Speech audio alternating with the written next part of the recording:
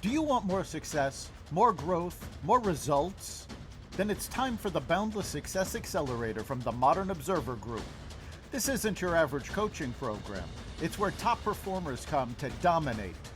Weekly group sessions, on-demand coaching, a community that's got your back, and a power-packed library of tools to supercharge your business and career. No more excuses, no more waiting.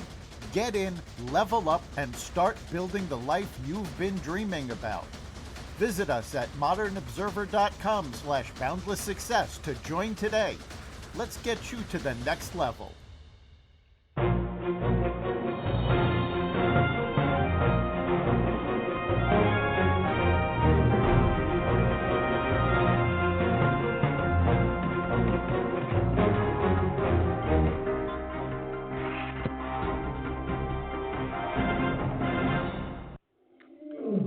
Welcome to another edition of Carnivore Bites. I'm your host, Jeff Sherman, along with Dr. Eric Lopkin.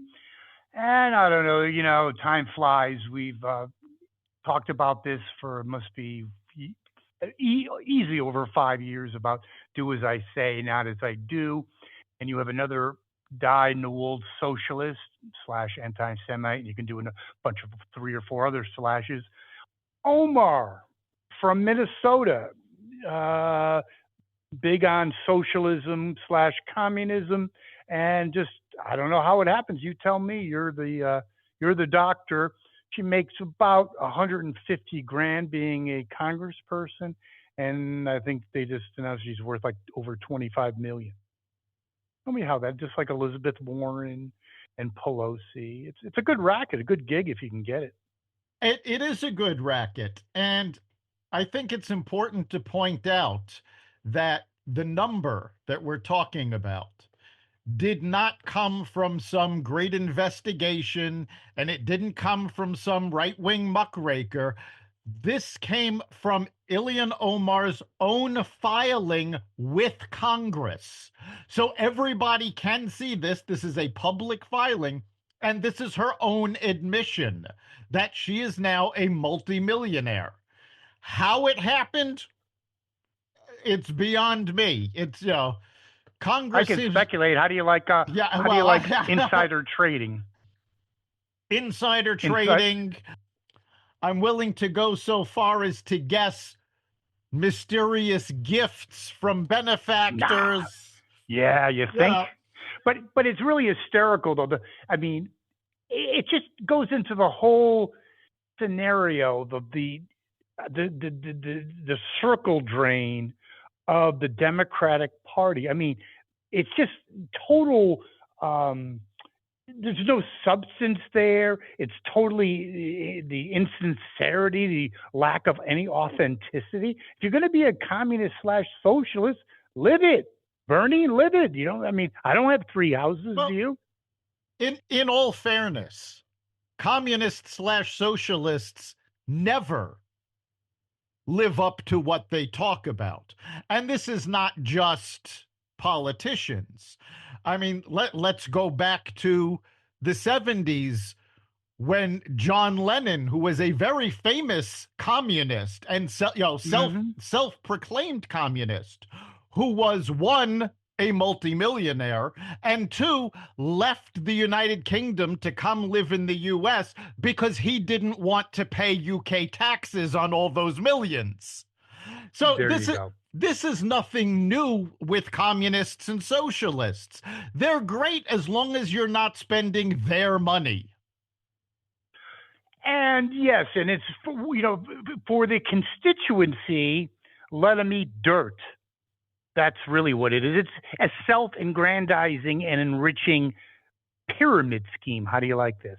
You talk nonsense, you talk shit about socialism, but you're living high on the hog, whereas the others have to scrape by. Oh, well. And I have no idea how she continues, but that's beyond me. Well, remember, she does come up for re-election next year, and last year, she only barely scraped through the primaries.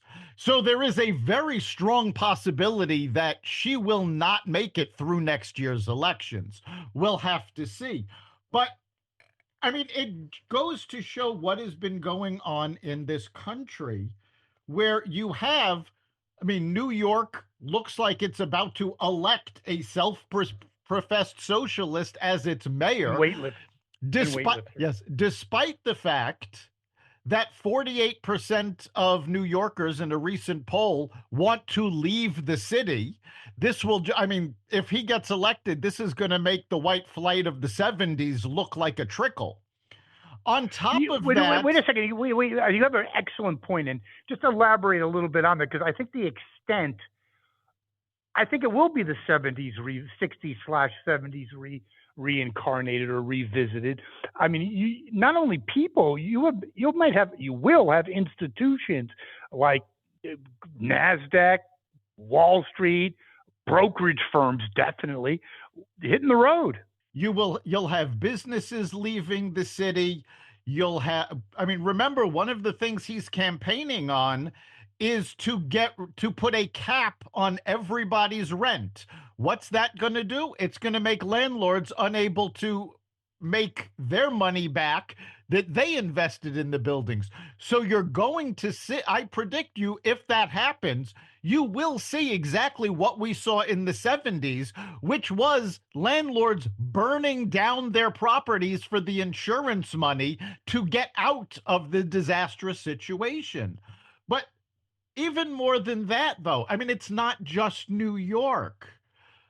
A Wall Street Journal poll showed that 70% of Americans no longer believe that if you work hard, you can get ahead.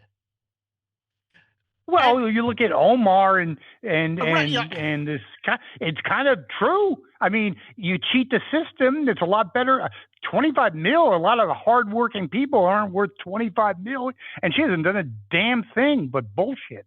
exactly. They're filling, especially the younger generations, with these socialist ideas that they're not living up to. Clearly, Bernie Sanders has made a fortune thanks to being a capitalist. Obviously, Ilhan Omar is also. AOC has made quite a lot of money. I don't know if she's technically a millionaire yet, but remember, Sure. it wasn't that long ago that she was complaining she couldn't even pay rent on her place in the Bronx and a place in Washington. Now, you notice for years you haven't heard that complaint from her because she's Yeah. made quite a lot of money. So, all of these people that are pushing the socialist ideal are doing it, but not living it. But there's also an aspect of ignorance. You have, and I heard someone talking about this. Shocking, but a valid point. Everyone talks about, oh, it's, one generation of screwed up kids and crazy, higher learning institutions, if you want to call them that. But it really goes back possibly 2 or 3 generations of It, communist indoctrination. it, Easily it, back to the 80s. Easily back to the 80s. it actually does go back to the 70s, and we've discussed the book on previous podcasts, Rules for Radicals. And this came out, back then and laid out exactly what the communists and socialists needed to do to take over. And the Democrats, the Democratic Socialists, the communists, they have followed this to the letter. It started with the teachers' unions taking over what was being taught, and it's gone from there. So you are talking something that has been going on for at least 40 years, if not longer. Actually, just interject something. It's because Democrats hate to lose power. Both parties do, but Democrats are infatuated. They live for power. And when Reagan and the Republicans ran the table, they basically were out in the wilderness, but they weren't stagnant. They took over, as you said, local government, the judicial branch, as well as the education situation. However, I want your input on this real quick before we move on. I think that it's becoming less sustainable, the communist indoctrination, especially, again, your opinion, please, at the higher education, like to the college level, because yeah, if it's public schools, it's public schools. I'm not condoning that, okay? But if you're paying $70,000 for a Wesleyan education and you're getting it in communist lesbianism, that's unsustainable. And it's already becoming unsustainable It is for the unsustainable, institutions. and not just for the institutions. It is absolutely unsustainable, and we're already seeing it fall apart. Gen Z, which is just out of college now, is actually the most entrepreneurial generation that we have had in decades. So they're already going, no, they've been telling us this our whole lives, but it's bull. So Wait, let me just interject one thing before you say it. Yes, I agree with you 1,000%. But it's also, when I say unsustainable for the institutions, there's going to be a drought of willing dupes because they're on, and you're the one who brought it to my attention, our listeners' attention. A lot of younger people are poo-pooing college. You're not stupid people, very bright, maybe brighter people, and going for the smorgasbord / buffet of specialized knowledge. I think that's the model of the future. I don't need indigenous people enslavement course. Okay, great. That's really nice. Yeah, you can read a book on your own. That was actually my next point, is we are seeing a drop in college attendance. We are seeing, especially in the Ivy League, they're not coming back. They're not applying. I believe most Ivy League institutions for this year reported their lowest application number in decades. So you're already seeing people go, no, I am not paying that kind of money for a useless education. And it is really becoming more and more blatant that it's a useless education, because unemployment for recent college grads is at the highest point in 40 years. Interesting. I think real quick, moving on, talking about marketing, branding, something you're certainly an expert on. I believe in brand image. And the Ivy Leagues could always skirt, like even Wesleyans could be teaching this nonsense, but their reputation spoke for themselves. I believe, especially with the Palestinian stuff and the, lack of really any kind of educational standards, it could be the reverse. I mean, it's like a parallel universe thing that an Ivy League, and I think we've broached on it before, could not, state schools like a UConn or, you don't have to name the particular, could have a lot more weight than these Ivy Leagues, because I've known people that have run companies or have high level positions. They shy away from it because they don't fit in. They want their safe space and a Palestinian, safe zone or whatever. I mean, they're crazy. And that's actually always been the case. If you take a look at the most successful leaders, particularly in business, most of them either didn't go to college, went to a state university or not an Ivy League school. The exception to that has always been Wall Street, because Wall Street is the old boys club. It's, did you go to the same school as me? Did you take the same classes as me? And even that's starting to change. A number of Wall Street firms stopped hiring from the Ivy League schools when the Palestinian protests broke out. So you're seeing that, one, people are realizing that they're paying a fortune for a useless education. Two, they're seeing the jobs aren't there anymore. And three, thanks to social media, the Ivy Leagues don't have the ability to sweep this under the rug anymore. Yes. Where the world is seeing it as it's happening. Well done. I agree 100%. When you're talking about the control of the levers of power, and we talked about, going back to Reagan 40 years ago, Democrats were in the wilderness, but they did a good job at the local level and especially at the judicial level. I mean, you talk about judicial overreach. Every action by Trump and his administration is being, I think, unconstitutionally challenged. You just go judge shopping. What is this judge in whatever, Oklahoma or probably New York City or Boston, know or have any jurisdiction on tariffs or deport? I mean, it's the last vestiges of a struggling party and power apparatchik. It is.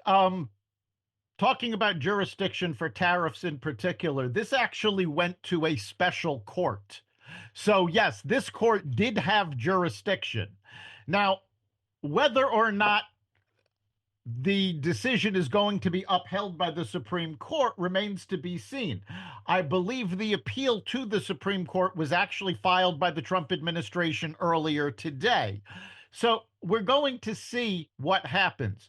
But yes, the Democrats have been relying on judges to throw out all of these things. Now, what I find really disturbing is not that they're going shopping for favorable judges. Quite frankly, this has gone on in both parties for at least decades, possibly centuries already.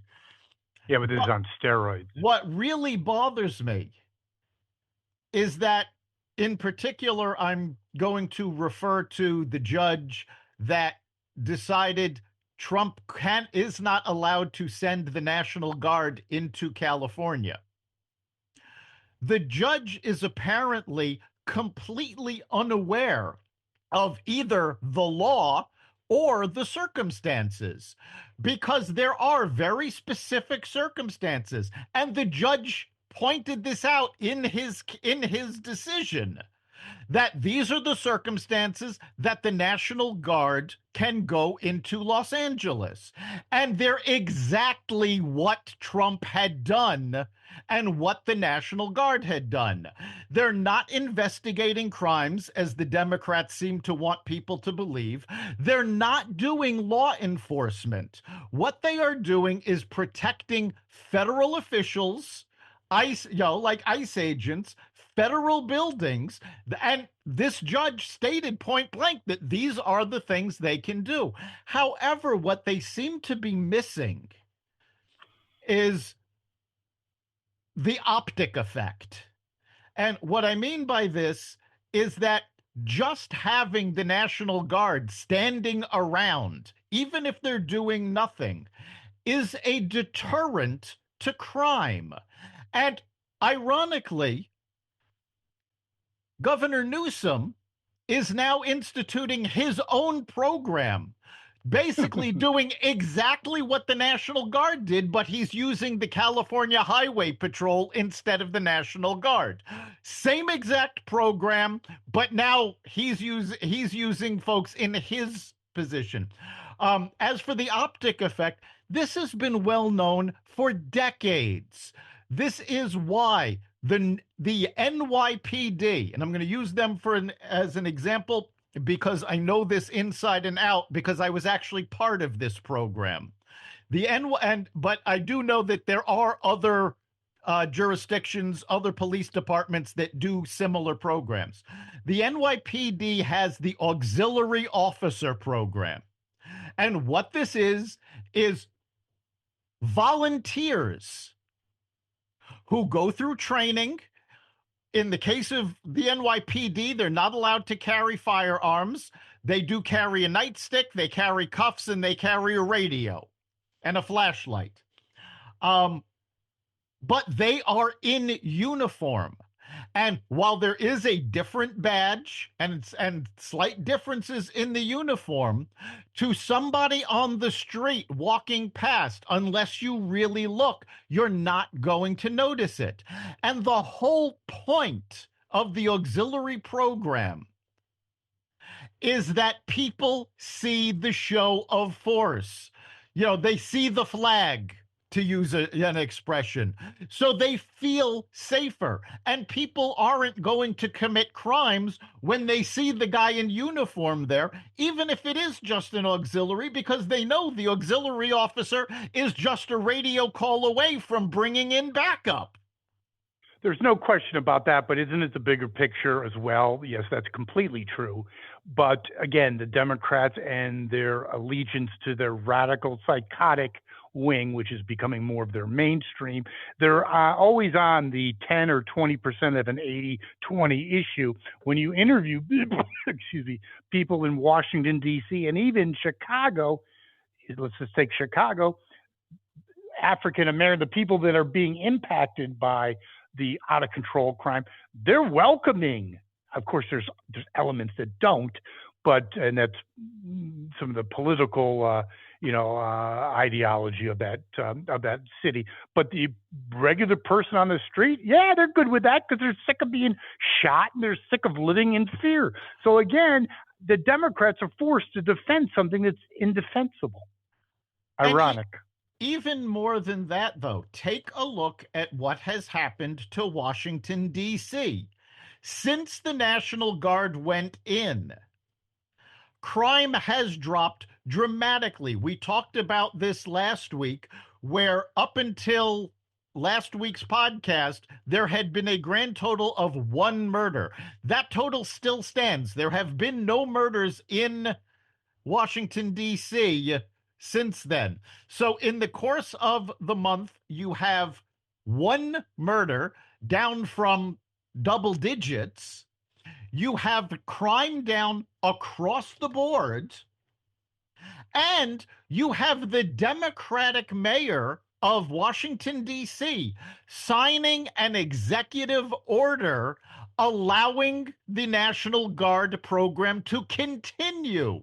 Because after 30 days, without that, Trump was going to have to go to Congress to get permission.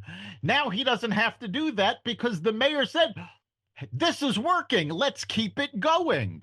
Meanwhile, okay, and then you look at but then you look at Chicago, yeah. Right. You look at Pritzker. He's saying there's no way he's going to allow the National Guard. Well, guess what?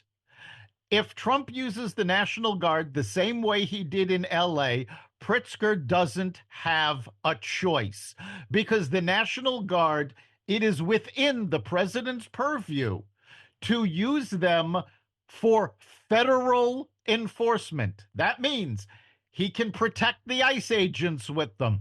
He can help ICE agents go after illegal immigration because that's a federal crime. He can protect the federal properties with them. This is exactly what he did in LA. And again, despite what the judge said, going, oh, he can't bring them into LA, that's going to be appealed also, and he's going to lose. Trump will win that on appeal because the judge himself said, oh, it is legal for the president to do this under exactly the circumstances that Trump did it. I think it's extremely dangerous for the Democratic Party. I hope it does happen. If Trump is allowed and does have the National Guard in Chicago, one more nail in the Democratic coffin, especially if the constituency that I referred to continues to be supportive and possibly increasing support. That's a tough. There's not a lot of wiggle room in that one. And by the way, something that seems to have fallen by the wayside in all of this. The Democrats are saying the National Guard is not trained for this. This is not what they're for. That you can't use them for this. The National Guard of New York has been patrolling the New York subway for months. I think it might be over a year already because Kathy Hochul sent them in. So the Democrats have used this in the past. They know it works, but because it's Trump, they have to fight it. Of course not. But, you look at the whole, we're talking about, clinging to power. We talked about the judicial branch and local and district judges. But they also had the corporate / mainstream media, which is another fascinating subject that we'll hopefully maybe touch on next week to basically spin their narrative. But obviously with the fragmentation of media, that's blowing up. But there's still vestiges of that. And you have to sometimes shake your head, Dr. Lopkin. You had CBS News that got sued to 60 Minutes, which I used to actually watch, when they not only edited, they just completely spliced and taped Kamala's brain dead word salad in the interview before the election. But then Kristi Noem comes on last week to CBS Good Morning, whatever it's called, Face the Nation, and they edited to completely convolute what she said and the meaning behind it. So this ideology, it's not news. It's not. They can't help it. It's an addiction. They Okay, are addicted. Go ahead. I'm going to push back on you on this. While that is what they did with Harris, that's not what they did with Kristi Noem. The full interview with Kristi Noem was released on their website, was released on YouTube. There was no change in content. They edited it for time, which is incredibly common. So Okay, wait. So whoa. If you looked at both of them, they're completely different. no, if you watched what aired on Face the Nation and what you can see where the edits are, but there's no real change in meaning. They didn't change what she said. They didn't change her intent. They did not include her backing up her position. Well, that's kind of important. But that's not the same as changing the meaning, which is what they did with Harris. Well, I think perceptually, from at least my perspective, it did change the message to some degree. But I guess the overall point is the corporate / mainstream media.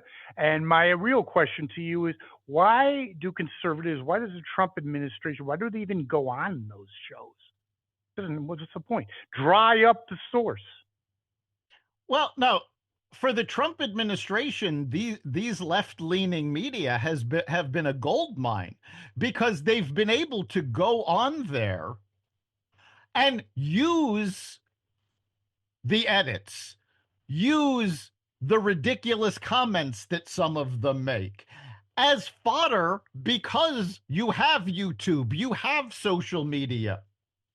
So they've been able to get their message out even better, and they make the Democrats look bad by saying, well, look, this is what they tried to do.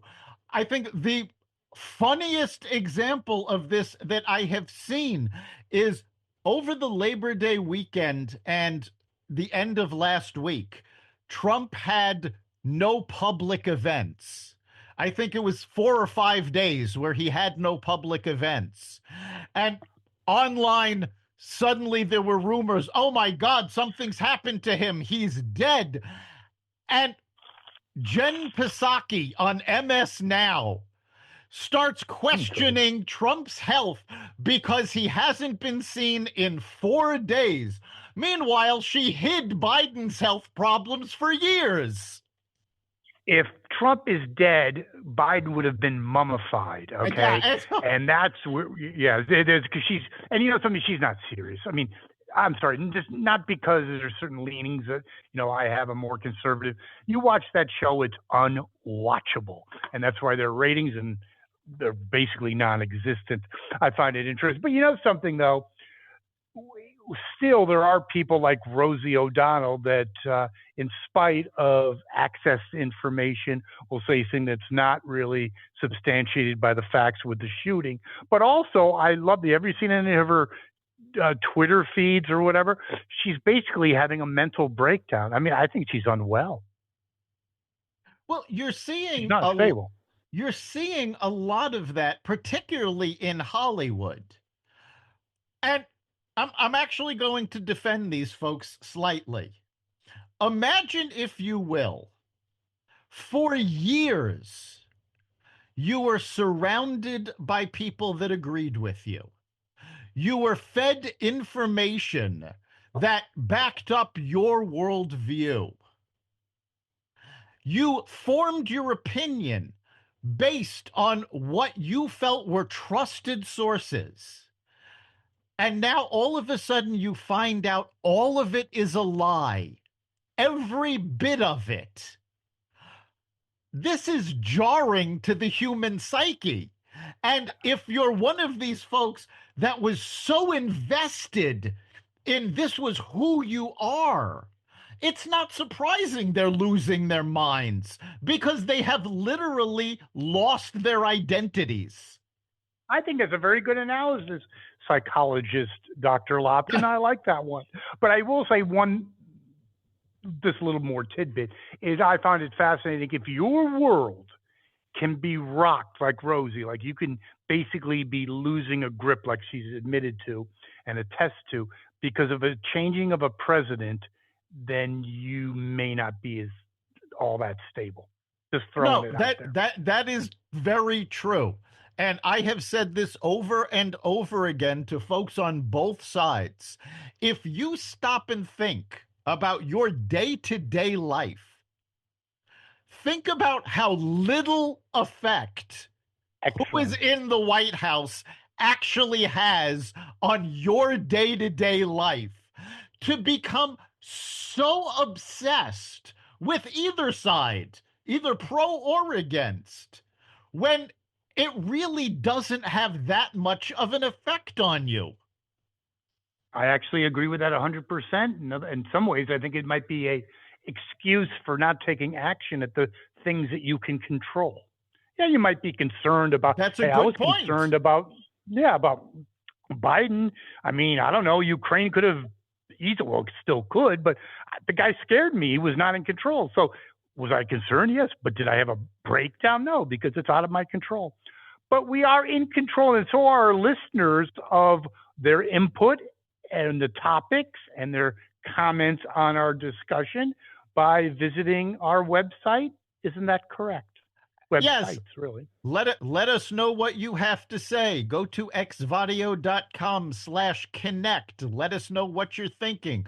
You can also message us through the Carnivore Radio Facebook page. You can catch every episode of Carnivore Bites at the Carnivore Radio website, xvadio.com, the Apple Podcasts app, YouTube, Rumble, Spotify, iHeartRadio, Audible, Amazon Music, and other platforms that respect freedom of speech. Thank you, Dr. Lopkin. See you next week. We'll see you then.